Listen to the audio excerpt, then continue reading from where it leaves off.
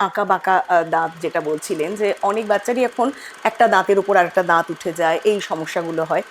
সেক্ষেত্রে তাদের ডেন্টিস্টের কাছে কখন যাওয়া উচিত? 14-15 বছর বয়সে। তার হুম। কারণ এই বয়সটা এমন একটা বয়স যে বয়সে ধরুন আমার মুখের যে ডেসিডুয়াস টিথ বা দুধে দাঁত যেটা হুম। আছে সেগুলো সব পড়ে যাচ্ছে, হুম। আমার যে পার্মানেন্ট দাঁত সেগুলো সব চলে আসছে। হুম। হুম।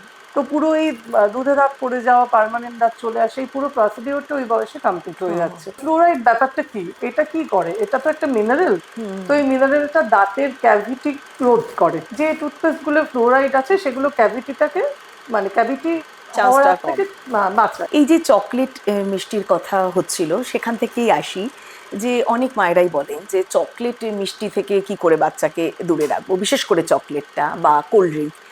সেক্ষেত্রে যদি কোনো বাচ্চা কখনো সেটা খেয়ে নেয়, সেক্ষেত্রে কিভাবে সে দাঁতের যত্ন নেবে?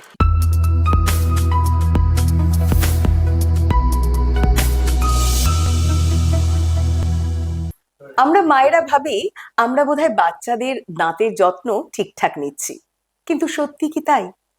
চলুন এই সব প্রশ্নের উত্তর খুঁজি আমাদের আজকের এপিসোডে।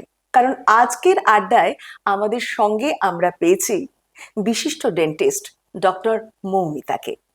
ওয়েলকাম টু মন চায় আড্ডা। আমি সুস্মিতা, আর আমাদের আজকের মন চায় আড্ডায় আমরা চলুন আলাপ করি তার সঙ্গে। ম্যাম, ওয়েলকাম টু মন চায় আড্ডা।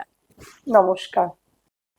ম্যাম, আমরা আজকে দাঁতের যত্নের কথা তো অবশ্যই আমরা জানবো। এর আগের এপিসোডে তো আমরা ওভারঅল একটা ওরাল হাইজিন, ডেন্টাল হেলথ নিয়ে আমরা কথা বলেছি। আজকের এপিসোডে আপনাকে আবার যখন আমরা পেয়েছি, তাহলে আমরা আজকে একটু বাচ্চাদের দাঁতের যত্ন নিয়ে কথা বলবো। কারণ অনেক পেরেন্টসরাই জানতে চান যে কিভাবে বাচ্চাদের দাঁতের যত্ন করবেন, বা কিভাবে তারা কখন ঠিক করবেন যে তাদের এখন ডেন্টিস্টের কাছে যাওয়া উচিত। এই সব প্রশ্নের উত্তরগুলো আমরা আজকে একটু খুঁজে নিই আপনার কাছ থেকে। ডেন্টিস্টের কাছে যাওয়া প্রয়োজন তাদের দেখানোর জন্য, এটা কখন বুঝতে পারবেন, মানে কোন বয়সে নিয়ে যাওয়া উচিত মনে হয়? আমার মনে হয় যে প্রথম দাঁত বেরোনোর পরই বাচ্চাদের, যারা অভিভাবক তাদের একটু সচেতন হওয়া উচিত। এবং একটা ফার্স্ট ভিজিট তার প্রথম জন্মদিনের আগে, মানে 1 বছরের আগে একবার কমপ্লিট মানে হওয়া উচিত ফার্স্ট ভিজিট। তার কারণ হচ্ছে যে যখন বাচ্চার প্রথম দাঁত বেরোয় 6 মাস পরে, বলা হয় 7 মাস 8 মাস, যাই হোক, যখন প্রথম দাঁত বেরোয় তখন থেকেই কিন্তু ব্রাশ করা প্রয়োজন। তো তখন থেকেই দাঁতের যত্নটা শুরু করা উচিত আর কি। যখন তার বয়স ধরুন 1 বছর হচ্ছে, 6 মাস বয়সে বা প্রথম যখন দাঁত বেরোয়, তখন আপনি চাইলে একবার একটা ডেন্টিস্ট দেখিয়ে নিতে পারেন। যদি তা নাও করেন তাহলে অন্তত তার প্রথম জন্মদিনের আগে হুম। একটা ডেন্টাল চেক আপ করিয়ে নেওয়া ভালো বলে আমার মনে হয়। আর যদি দাঁতের যত্নের কথা বলেন তাহলে প্রথম দাঁত বেরোনোর পর থেকেই ওই যত্নটা শুরু করা উচিত, বা তখন থেকেই ব্রাশটা শুরু করিয়ে দেওয়া উচিত। ওই কখন সবগুলো দাঁত উঠবে তারপরে আমি ব্রাশ করাবো এটা না নয়। না না, হ্যাঁ, প্রথম দাঁতটা বেরোনোর পরপরই ব্রাশটা শুরু করা শুরু করে উচিত। দিতে হবে। আর এই যে বাচ্চাদের যখন দাঁত ব্রাশ করানো হবে, সেখানে কোন নিয়মগুলো তাদের ফলো করা হ্যাঁ, উচিত? তো আহ, একটা বয়স পর্যন্ত আমার মনে হয় যে বাচ্চারা তো ওইভাবে ব্রাশ করতে না। পারে না। তো বাবা মা মার কারো একটা গাইডেন্সে বা কারো তত্ত্বাবধানে ব্রাশটা করানো উচিত, বা হুম। তাদের করিয়ে দেওয়া উচিত। হুম। এবং খেয়াল রাখা উচিত পস্টেরিয়র টিথ বা মোলার দাঁত, মানে আমাদের পেছনের দিকে যে দাঁতগুলো, হুম। ব্রাশ যেন সেই পর্যন্ত পৌঁছয়। হুম। অনেক সময় আমরা সামনেটুকু ব্রাশ করে ছেড়ে দিই, তা না, আমাদের পেছনের দাঁতগুলোতেও নজর দেওয়া জরুরি, সেই পর্যন্ত ব্রাশ পৌঁছচ্ছে কিনা দেখা উচিত। বাচ্চাকে রাত্রিবেলা ঘুমানোর আগে অবশ্যই ব্রাশ করানোর অভ্যাসটা শুরু করা উচিত। এবং এই যে চকলেট বা মিষ্টি জাতীয় খাবার, এগুলো অ্যাভয়েড করা উচিত। তার পাশাপাশি আহ, বাচ্চাকে ছোট থেকেই দাঁতের যে গুরুত্ব বা প্রয়োজনীয়তা, সেটা যে একটা আমাদের শরীরের অন্যতম অঙ্গ, সেই সম্পর্কে তাদের যদি বোঝানো হয়, তারা আমার মনে হয় নিজেরাই তাহলে দাঁতের ব্যাপারে অনেক বেশি যত্নশীল হুম। হবে। হ্যাঁ, এটা আমার মনে হয় খুব ইম্পর্টেন্ট, যে দাঁতটাও যে তোমাদের ভীষণ প্রয়োজন, হ্যাঁ, সেই এটাও যে সেই সেই একটা বোধটা ছোটবেলা গুরুত্বপূর্ণ। থেকেই তাদের হ্যাঁ। তৈরি করিয়ে দেওয়া উচিত। এই যে চকলেট মিষ্টির কথা হচ্ছিল, সেখান থেকেই আসি, যে অনেক মায়েরাই বলেন যে চকলেট মিষ্টি থেকে কি করে বাচ্চাকে দূরে রাখবো, বিশেষ করে চকলেটটা বা কোল্ড ড্রিঙ্ক। সেক্ষেত্রে যদি কোনো বাচ্চা কখনো সেটা খেয়ে নেয়, সেক্ষেত্রে কিভাবে সে দাঁতের যত্ন নেবে? আহ, প্রথম কথা হচ্ছে যে প্রথমে তো দূরে রাখার অভ্যেসটাই করতে হবে, এবং খেলেও সেটা খুব অকেশনাল আমাদের খেয়াল রাখতে হবে, সেটা যেন হুম। দৈনন্দিন জীবনের অঙ্গ না হয়ে যায়। হুম। আর সেকেন্ড, যদি খেতেই হয় তাহলে আমি ডার্ক চকলেটটা খেতে বলবো, তার কারণ ওখানে সুগার লেভেলটা একটু কম। হুম। তো যে খাবারগুলো সুগারটা বেশি থাকে, মিষ্টি বা চকলেট, তো সেই সুগারটা আমাদের মুখের ভেতরে যে ব্যাকটেরিয়া থাকে তার সঙ্গে বিক্রিয়া করে একটা অ্যাসিড তৈরি করে, যে হুম। অ্যাসিডটা আমাদের এনামেল ক্ষয়ের অন্যতম কারণ। তো আমি বলবো যে প্রথম তো অ্যাভয়েড করতে, সেকেন্ড অ্যাভয়েড করতে না পারলে ডার্ক চকলেটের দিকে মুভ করতে, আর থার্ড যদি খেয়েই ফেলে ব্রাশ করে ফেলতে বা কুলকুচি করে ফেলতে, যাতে ওই যে স্টিকি ব্যাপারটা মুখের সঙ্গে বা দাঁতের সঙ্গে হুম। যেটা আটকে থাকে, ওই স্টিকি ব্যাপারটা যাতে আটকে না থাকে সেটা আমাদের লক্ষ্য রাখতে হবে। সেই কারণে আমরা স্টিকি জিনিসগুলো একটু অ্যাভয়েডই করতে বলি। তো আমার মনে হয় যে ছোট থেকে এই অভ্যাসটা যদি তৈরি করানো যায়, হুম। যে চকলেট বা মিষ্টি না খাওয়া, সেটাই সবচেয়ে ভালো। বাকিগুলো তো পরে আসছে, আগে অভ্যাসটা থেকেই দূরে রাখা আমার মনে হয় ভালো। সবচেয়ে ভালো এগুলো থেকে যদি দূরে রাখা যায়, আর যদি কখনো অকেশনালি খেয়েও নেয়, তাহলে তারপরে কুলকুচি করে নেওয়া বা দাঁত ব্রাশ করে ব্রাশ নেওয়াটা করে নেওয়া, ডার্ক চকলেটের দিকে একটু মানে প্রেফারেন্সটা রাখতে বলছি, কারণ যদি খেতেই হয় তাতে সুগারটা কম থাকে। কম্পারেটিভলি কম থাকে, হ্যাঁ। আর এখানে অনেক বাচ্চার যেটা সমস্যা হয়, সেটা হলো একদম ছোটবেলাতেই যেটা মিল্ক টিথ হুম থাকে, হুম। আহ, সেটাতে আমি অনেক সময় দেখেছি এটা বাড়িতেও বলা যে এই দাঁতটা তো পড়েই যাবে, মিল্ক টিথ বা যেটাকে আমরা দুধের দাঁত বলি, এটা তো পড়েই যাবে, তাহলে এটার অতটা টেক কেয়ার না করলেও চলবে। না, এটা মানে খুব খুব ভুল হুম। একটা ধারণা, কারণ মিল্ক টিথটা ভীষণ ভীষণ ইম্পর্টেন্ট। তার কারণ হচ্ছে যে মিল্ক টিথটা কি করে, ওর নিচে থাকা যে স্থায়ী দাঁত, হুম। তো তার জায়গাটাকে ধরে রাখে, যেটাকে আমরা স্পেস মেনটেনার বলি। হুম। তো এইবার যদি সময়ের আগে মিল্ক টিথটা পড়ে যায় বা তুলে ফেলতে হয়, তখন কি হয়, তার পাশের যে দাঁতগুলো সেগুলো সরে আসে। তো সেই কারণে স্থায়ী দাঁতের জায়গাটা আপনার মানে নিচে যে থাকে, মানে স্থায়ী রয়েছে। দাঁত রয়েছে তার জায়গাটায় অসুবিধা হয়, সেটা অনেক সময় বাঁকা ভাবে ওঠে। হ্যাঁ, আঁকা বাঁকা হয়ে ওঠে। তো সেই কারণে মিল্ক টিথটা আমার মনে হয় সময়ের আগে পড়ে যাওয়াটা খুব ভালো ব্যাপার নয়, কারণ এটা স্থায়ী দাঁতের স্পেস মেনটেনার হিসেবে কাজ করে। তো সরে আসে, মানে ওই দাঁতটা পড়ে গেলে জায়গাটা তো ফাঁকা হয়ে যাচ্ছে, হুম। তখন হুম। আশেপাশের দাঁতগুলো সরে আসে, জায়গাটা ছোট হয়ে যায়। তো নিচে থাকা দাঁতটা উঠতে পারে না, বা উঠলেও দেখবেন বাঁকা ভাবে উঠছে। হুম। হুম। হ্যাঁ, হুম। তো এই অসুবিধাগুলো হয়। আচ্ছা, দ্বিতীয় যেটা হয়, যে সময়ের আগে পড়ে গেলে বাচ্চার চেবানো বা খাবার খাওয়াতে অসুবিধে হয়।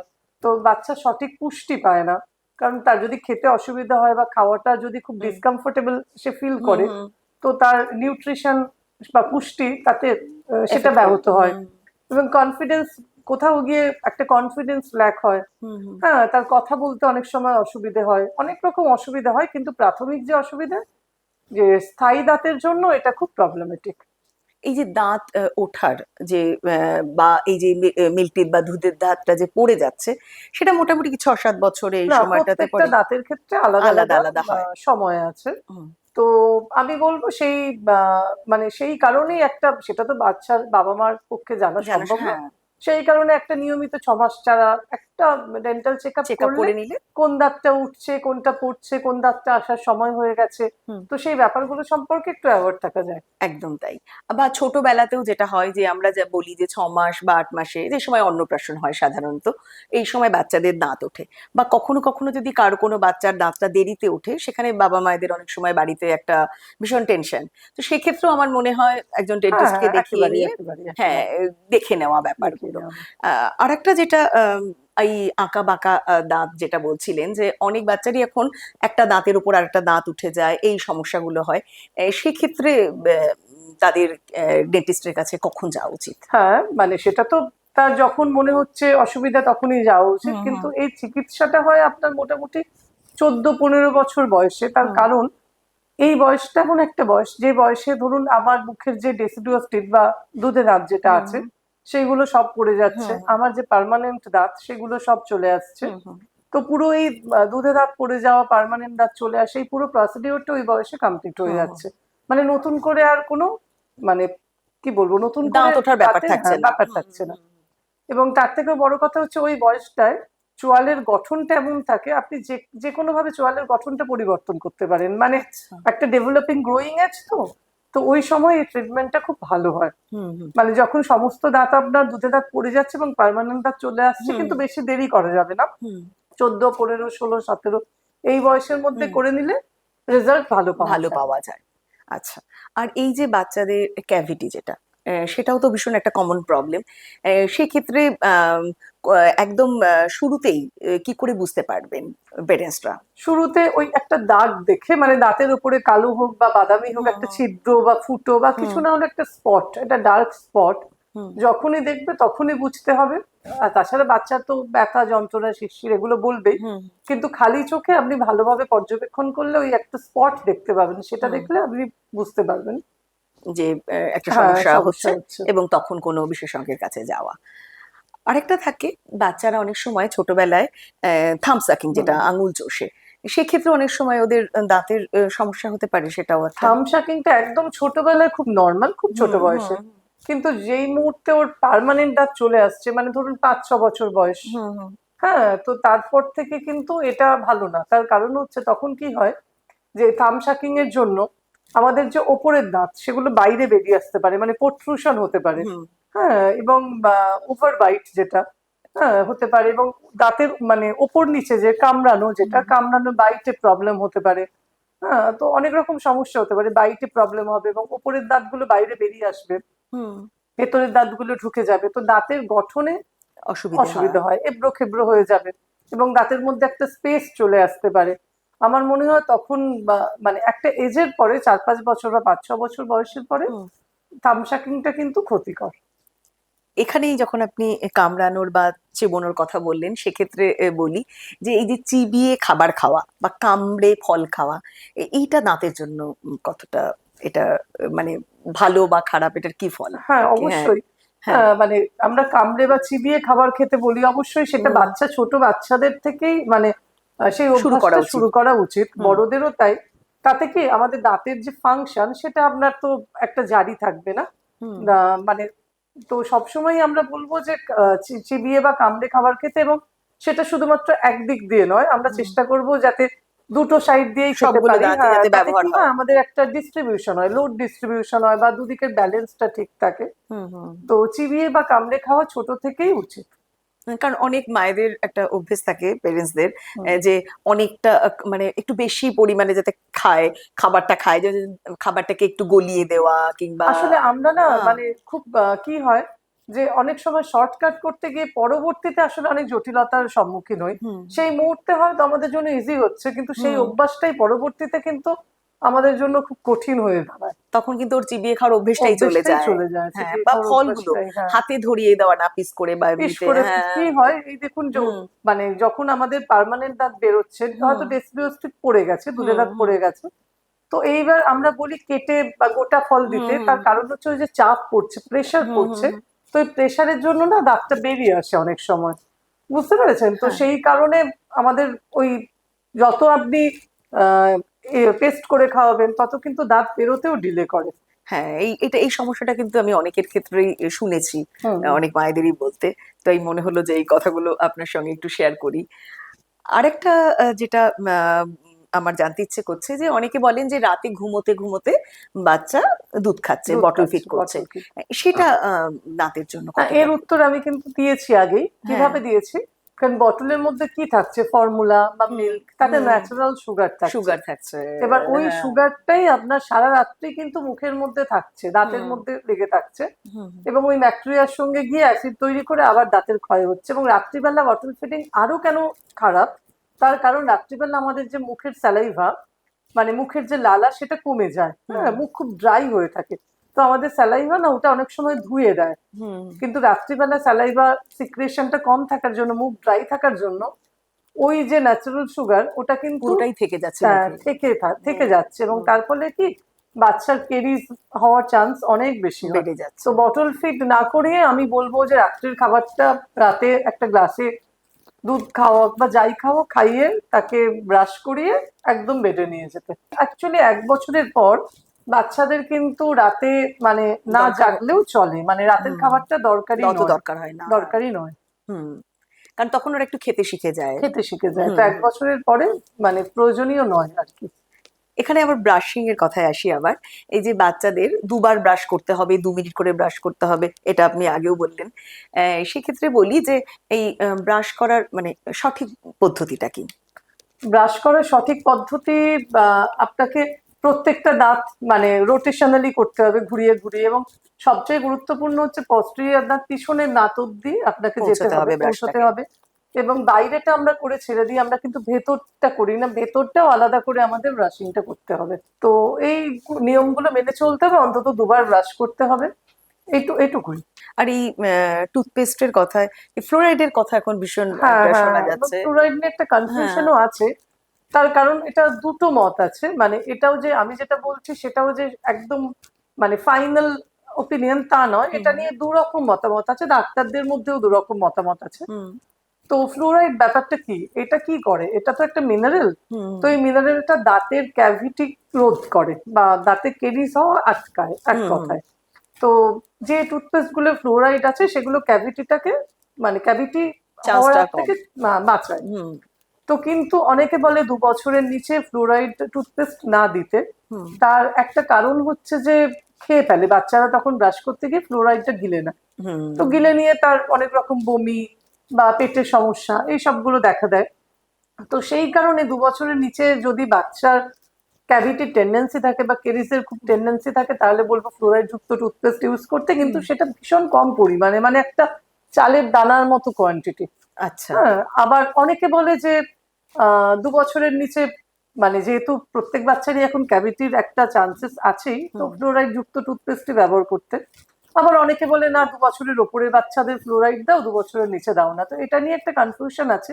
হুম। তো আমার যেটা নিজের মত, আমার মনে হয় ফ্লোরাইড যুক্ত টুথপেস্টই ব্যবহার করা উচিত, কিন্তু সেটা খুব খুব কম সামান্য পরিমাণে। পরিমাণে। আর আচ্ছা। 2 বছরের পর থেকে তো অবশ্যই ফ্লোরাইড থাকবে সেরকম টুথপেস্টই টুথপেস্টই আমরা ব্যবহার ব্যবহার করা করব। উচিত। তাছাড়া কি হয়, এটা ফ্লোরাইডের আরো ফাংশন আছে, ক্যাভিটি রোধ করে, প্লাস দাঁতের যে এনামেল, হুম এনামেলটাকে না একটু মানে স্ট্রং করে, দাঁতের যে ওপরের লেয়ার, তো সেটাকে একটু স্ট্রেংথ বাড়ায়। তো হুম ফ্লোরাইডের অনেক রকম রোল আছে, হুম সেজন্য হুম। একেবারে অ্যাভয়েড না করাই বোধহয় ভালো। সেক্ষেত্রে অনেকেরই একটা চা আর কফি খাওয়ার বা উম, বেশি খাওয়ার একটা প্রবণতা রয়েছে। সেক্ষেত্রে সেগুলো দাঁতের জন্য কতটা হ্যাঁ, ক্ষতিকর? যে চা কফি কোল্ড ড্রিঙ্কস এর ব্যাপারগুলো ওই ওই কি বেশি বলুন গরম তো। বেশি ঠান্ডা এটা না, ব্যাপার বেশি না? গরম বেশি ঠান্ডা নয়, মানে আপনি যদি পরিমিত পরিমাণে পান করেন তাহলে আমার মনে হয় সেটা খুব ক্ষতিকর কিছু নয়। হুম। দাঁতের ক্ষেত্রে সবচেয়ে বিষ যেটা, আমরা সেটাকে মিষ্টি বলি, হ্যাঁ যেটা হ্যাঁ। আমরা বোধহয় মানে সবাই ছাড়তে পারি না। পারি না কম আর কি, বেশি খেয়েই কম নিই, বেশি বিশেষ করে খেয়ে ফেলি। বাঙালিরা। হ্যাঁ। আমাদের এই গল্প, এই আড্ডা ভীষণ ভালো লাগছে। মনে হচ্ছে কত কিছু আমরা জানতে পারছি। একটা খেলা খেলি মজার। এটা র্যাপিড ফায়ার রাউন্ড। কোনো রাইট রং নেই, ঝটপট জবাব, যেটা মাথায় আসবে সেটাই বলবেন, ঠিক আছে? বেশ। বৃষ্টির দিনে গান নাকি বৃষ্টির দিনে গল্পের বই? বৃষ্টির দিনটাই আমার পছন্দ, মানে আমার বৃষ্টি এতটাই পছন্দ যে বৃষ্টির সঙ্গে কি আসছে সেটা গুরুত্বপূর্ণ নয়, বৃষ্টি হলেই চলে। মানে বৃষ্টি হলে সব ভালো। হ্যাঁ, বৃষ্টি হলে সব ভালো, মানে গানও চলে, গল্পের বইও চলে, বৃষ্টি হলে যা কিছু সব চলে। যদি আপনাকে বলা হয় যে আপনাকে আপনি কিভাবে বলবেন, ইন্ট্রোভার্ট না এক্সট্রোভার্ট? আহ, এটা না আমার উল্টো দিকের মানুষটার উপর নির্ভর করে, হুম। মানে বেশিরভাগটাই। হ্যাঁ। মানে যারা হয়তো আমার খুব কাছের বা যাদের হুম। সঙ্গে অনেক দীর্ঘ আলাপ বন্ধুত্ব, তারা হয়তো বলবে এক্সট্রোভার্ট। আবার নতুন কারোর সঙ্গে আলাপ হলে তাদের মনে হতে পারে ইন্ট্রোভার্ট। চা না কফি? চা হলে দুধ চা, আর কফি হলে ব্ল্যাক কফি। ও দারুণ! কিন্তু তারপরেও একটা বলতে বললে কফি। লেখালেখির কাজ করার জন্য সকাল না রাত, কোনটা বেশি পছন্দ? রাত বেশি পছন্দ, কিন্তু ইদানিং সকাল হয়েছে। নিজের কি ধরনের লেখা পড়তে ভালো লাগে? সামাজিক উপন্যাস। যদি একটা দিন ছুটি পাওয়া যায় তাহলে কিভাবে কাটাতে পছন্দ করবেন? এই মুহূর্তে বাড়িতে, মানে আজ থেকে কয়েক বছর আগে ছোটবেলায় হলে ঘুরতে বেড়াতে এগুলো বলতাম, হুম। কিন্তু এখন একটা দিন ছুটি পেলে সম্পূর্ণ বাড়িতে, মানে রেস্ট। বেরোনোর রেস্ট রেস্ট, বেরোনোর কোনো ব্যাপার নেই। কোনো ইচ্ছে নেই, আজকে বাড়িতে ছুটি পাওয়া গেছে, বাড়িতে একদম বাড়িতে। আরাম করে থাকা। নিজেকে যদি একটা কথায় ডেসক্রাইব করতে চান সেটা কি বলবেন? এই রে, এভাবে এক কথায় নিজেকে ডেসক্রাইব করা তো খুব মুশকিল। আমি খুব ভাবুক, এটা বলতে পারি। মানে এটা আমার, মনে হয় ঠিক হলো। হ্যাঁ, আমার মন বা কল্পনা মানে এত দ্রুত গতিতে চলে, অত দ্রুত গতির যানবাহন এখন আবিষ্কার হয়নি। ভাবুক, এটা বোধহয় ঠিকঠাক হলো। আর এটা লেখার জন্য ভীষণ দরকার। হ্যাঁ, তাই। আমরা অনেক কিছু জানতে পারছি আপনার সঙ্গে কথা বলে।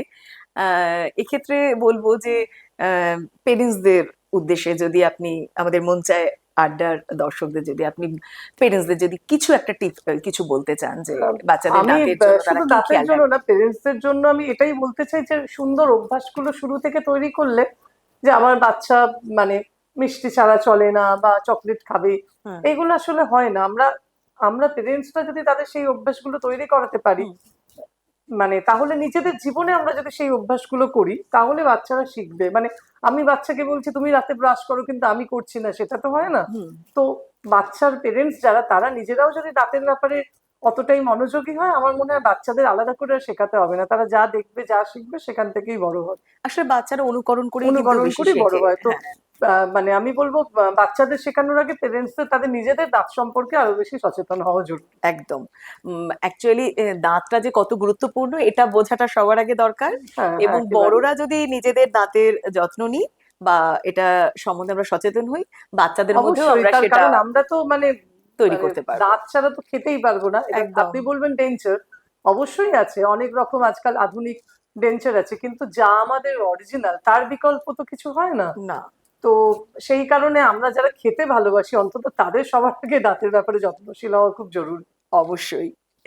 Thank you so much ma'am. অনেক কিছু জানতে পারলাম আজকের এই এপিসোডে উঠে এলো আপনার সঙ্গে গল্প করতে করতে কথা বলতে বলতে। আশা করছি আমাদের দর্শকদেরও আজকের এপিসোড ভীষণভাবে ভালো লাগবে এবং কাজে লাগবে। Thank you so much thank once you. Again. আপনাকেও থ্যাংক ইউ আমাকে আমন্ত্রণ জানানোর জন্য। আমার এখানে এসে খুবই ভালো লাগছে। দর্শকরাও নিশ্চয়ই আমাদের এই আড্ডা থেকে অন্তত কিছু উপকার পেয়েছেন, বা কিছু পাবেন। কিছু প্রশ্নের হ্যাঁ, উত্তর তারা পাবেন পাবেন। আর কি। হ্যাঁ, খুব ভালো লাগলো আপনার এই বিজি স্কেডিউল থেকেও যে আপনি সময় বার করে আমাদের মন চায় আড্ডায় এসেছেন এবং আপনার গল্প, আপনার এক্সপিরিয়েন্স, আপনার জার্নি আপনি শেয়ার করলেন। Thank you so much. Thank you so much. খুব ভালো থাকবেন। ভালো থাকবেন। আশা করছি আজকের এপিসোড আপনাদের কাজে লাগবে। ভালো লাগলে লাইক আর বন্ধুদের সঙ্গে শেয়ার করতে ভুলবেন না। আমরা এইরকমই আরো নতুন নতুন গল্প নিয়ে হাজির হয়ে যাব, তাই অবশ্যই সাবস্ক্রাইব করুন মন চায় আড্ডা। দেখা হবে পরের মন চায় আড্ডায়। আজ এ পর্যন্তই। সবাই ভালো থাকবেন।